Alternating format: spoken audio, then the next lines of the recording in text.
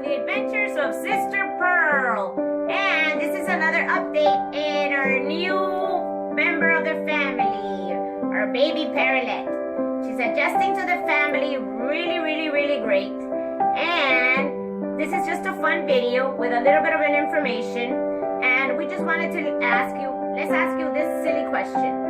How many kisses can you give a baby bird? Let's see.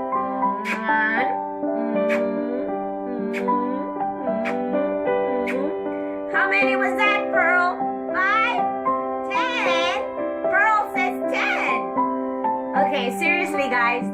If you are going to be getting your baby bird close to your mouth, you need to remove your lipstick, because lipstick can seriously damage their feathers, and if they ingest it, it can be bad for their tummies. So, with that being said, see you.